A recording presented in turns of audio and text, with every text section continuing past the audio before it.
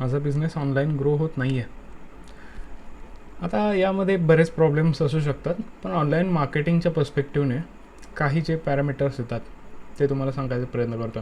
तर पहिल्यांदा ज्या वेळेला कस्टमर तुमच्याबद्दल सर्च करत असतो, तुमचे प्रोडक्ट, तुमच्या सर्व्हिस, तुमचं नावाबद्दल सर्च कुठं करतो आहे गुगलवरती, तिथं तुमचा व्यवसाय दिसतो आहे का? तिथं जर तुमचा व्यवसाय दिसलाच नाही तर तुमच्या व्यवसायाच्या जागी कोण दिसतं आहे? तुमचे कॉम्पिटिटर्स. आणि बिझनेस तुमचा कोणाला जातो आहे? त्यांना. दुसरं कारण, सर्च केल्यावरती कस्टमरला तुमचा व्यवसाय दिसतो आहे. गुगलवरती दिसतो आहे, फेसबुकवरती दिसतो आहे, इंस्टाग्रामवरती दिसतो आहे आणि 17-60 प्लॅटफॉर्मवरती दिसतो आहे.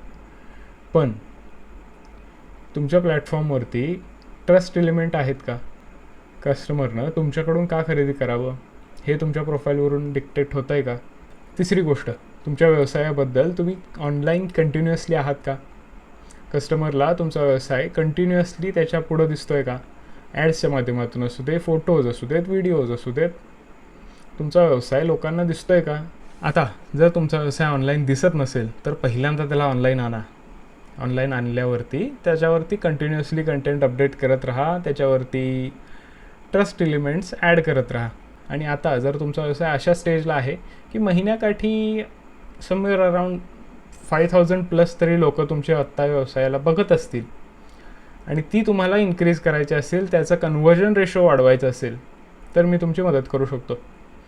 माझ्याबरोबर तुम्ही एक 30 मिनिटाचा फ्री स्ट्रॅटेजी कॉल बुक करू शकता. माझ्या प्रोफाईलवरती जाऊन आपल्या दोघांसाठीचा टाईम तुम्ही माझ्या कॅलेंडरमध्ये बुक करू शकता.